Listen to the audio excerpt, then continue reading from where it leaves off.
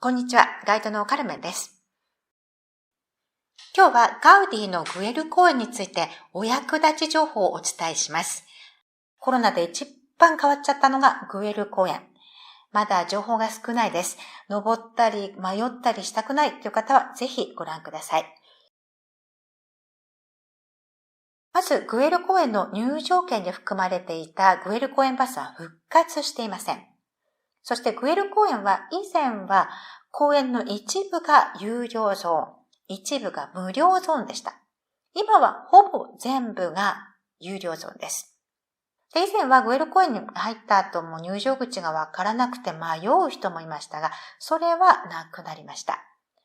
入り口はいくつかありますが、一番おすすめなのがこの右側です。団体バスの駐車場があるところ。今、運休のグエル公園バスの発着場所もここでした。タクシーで行く人はパークグエル、パーキングアウトブセス、カイエ・カルメルと伝えましょう。なぜなら、今、正面玄関の階段は下から上がれなくなってしまいました。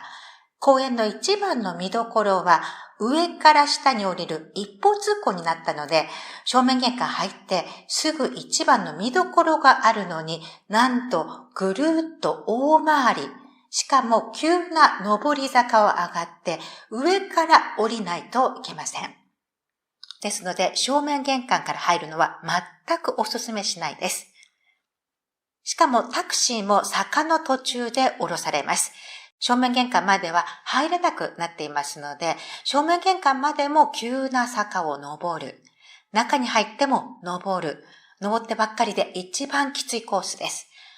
もともと公園は丘なので、上から下に降りる方がいいです。私の一番のおすすめコースは右から入るコースです。地図を見つつ、見落としてほしくないもののコースも動画で説明していきます。まず入り口を入ると、この右手にこういった道が出てきます。立教みたいなところですね。以前は時間がなければここは見ませんでした。なぜならもっといいところがあったからです。でも今は自分を入れて写真を撮りたければ行っておいた方がいいでしょう。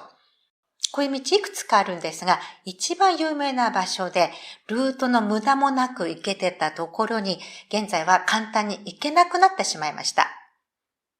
一番有名なものは、この大きな広場から降りる階段の途中、この辺りにありました。今、コロナ禍でここの門がずっと閉まっています。写真は撮れますが、自分も入れての写真は、ここからは撮れません。撮れるには撮れるんですが、ここに行くには、これピンク色の学校があるんですが、学校の向こう側をぐるーっと回って、しかも上り坂を登らないとたどり着けないです。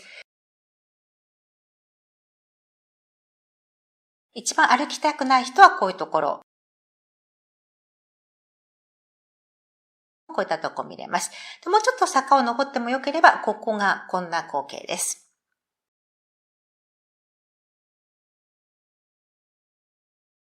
撮影したら元の道に戻ります。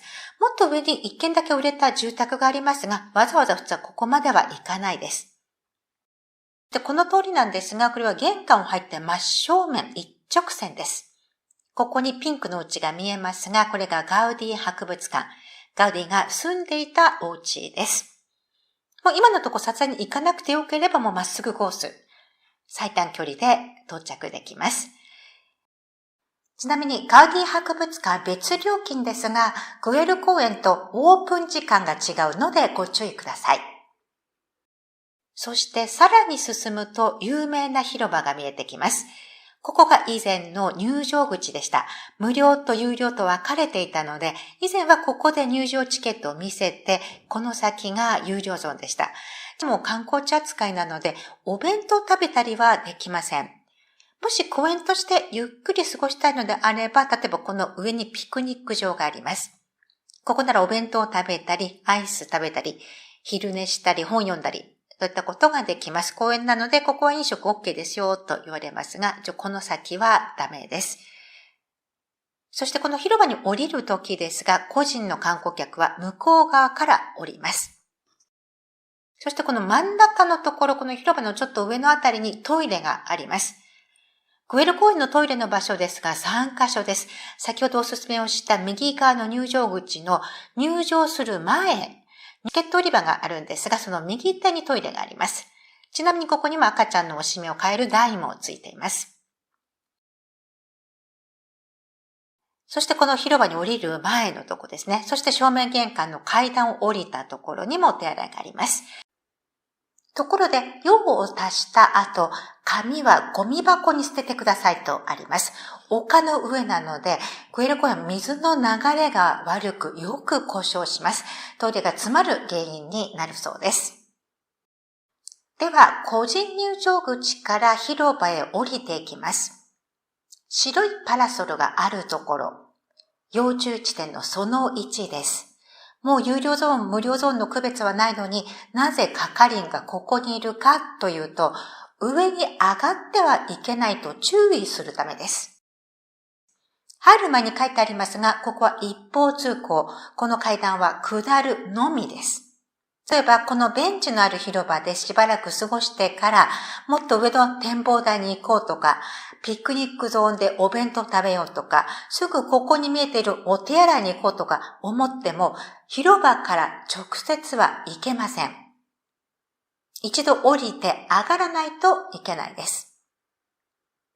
滞在時間の制限は一切ないので、遠回りが気にならない人は何度も上がったり下がったりするのは大丈夫ですが、階段を上がれないというのを覚えておきましょう。広場に入ったら有名なベンチのところで過ごします。ベンチに立ったり、ベンチの背もたれに座るのは禁止です。小さなお子様をベンチに立たせてるのもダメです。危険なので係員に注意をされます。椅子に座るのは大丈夫です。そして広場を降りる道は2つあります。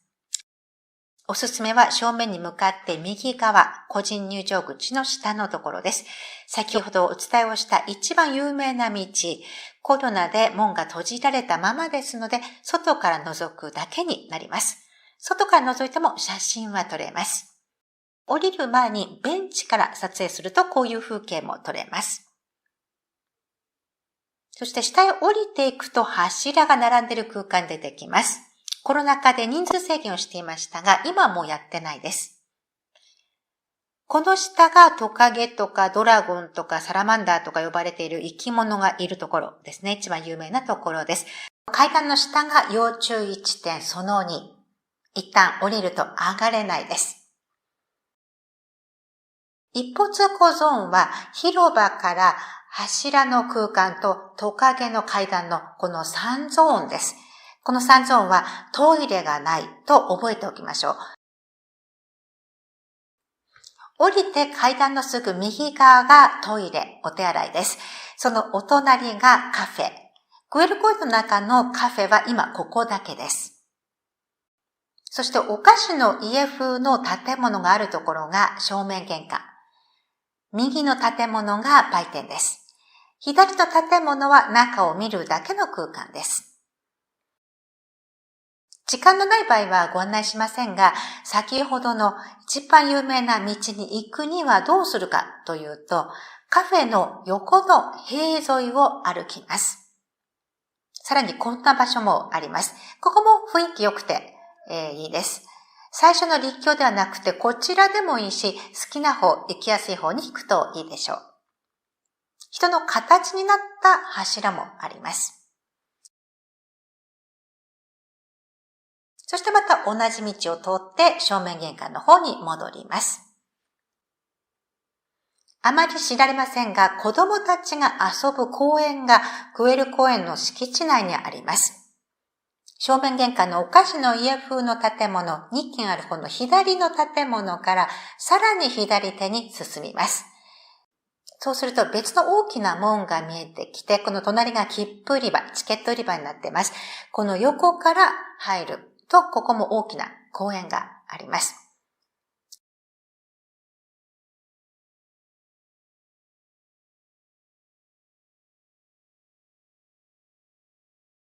グエル公園は以前からネットで、グエル公園の開園前や後に無料で入れると情報が出回っていました。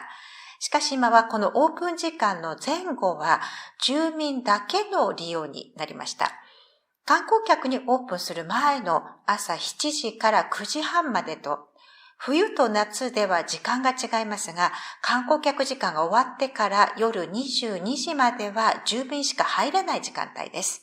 前とすると朝7時前に入らなくてはいけない。もしくは夜22時以降。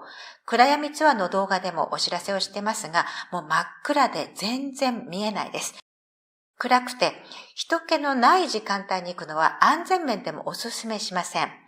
太陽の下で見る公園は全然違いますので、普通の入場時間帯に行きましょう。グエル公園の十字架のある展望台へ行く価値があるのかどうか。地図のこの部分に展望台があります。しかし今コロナ禍でこの上の部分には登れません。登れないとどんな景色かというと、木しか見えないです。今全くおすすめしないですね。ちらっと見えるんですが遠すぎるし、見える範囲もほんの少しになります。まだ歩く途中に見える景色の方がまだいいかもしれません。もう一つ、ここは行きにくい丘の上です。この地図で見ると、右から入るコースも左から入るコースも同じような距離に見えます。が、実際はここから入ると、動画でお見せした直線コース、この上は丘になってますが、この道自体はまっすぐ平坦で楽に歩けます。ところがこちら丘のてっぺん、道もうねってます。歩く距離も起伏も違います。証拠写真がこちらです。これは右から入った直線コースを歩いてきて広場に着いたところ、平坦な道を歩いて着いたところなんですが、左の展望台はここの丘の上になります。高さが全然違うのがわかるでしょうか。若い人や子供さんも元気に登っていって気にしない人もいますが、歩き慣れていない方やご年配の方が登ってまで行く価値がある展望台かと考えると個人的には疑問です。バルセロナは展望台いくつもあります。高いところに行けば景色はどこも綺麗なので、展望を求めるならもっと簡単に行ける別の場所でもいいんじゃないかなとも思います。ですが、もしここに行きたいのであれば、むしろ左の入り口から入った方がいいです。ここは地下鉄のバイカルカから歩いていくと、この入り口に入ります。そしてその他の情報として、今入り口入ると紙の地図が置いてあります。今の動画を見た人は大体ルートが分かったと思いますが、広い敷地の観光地では肝心の一番いいところを見忘れて帰る人がいます。世界の観光地でも自然公園のような広い場所や野外に建物が点在する観光地、あとはプラド美術館ぐらいに大きな美術館では地図や見取り図を確認しましょう。バルセロナ市内ではグエル公園とサンパウ病院が見事した話を聞く観光地です。地図をもらうかアプリやウェブでコースを確認することをお勧めします。おまけで帰りのタクシー乗り場までの行き方をご案内します。正面玄関で時々タクシーを待っている観光客を見かけます。しかし今現在、ここはタクシーは入ってこれません。正面玄関を出ると目の前には道がないので、右か左に行くとまっすぐ降りる道があります。タクシーがいるのは地図のこの部分です。どちらから行ってもいいですが、左はお店はゼロです。右はお店がずらりと並んでいきます。ガウディエクスペリエンスという観光地もあります。そしてこちらがタクシー乗り場です。タクシーに乗ってきた人もここに降ろされます。タクシーにグエル公園としか言わないとここで降ろされるので、ここじゃなく上の別の入り口から入場したい人はどこで降ろしてほしいか具体的に言わないといけません。以上、グエル公園のお役立ち情報でした。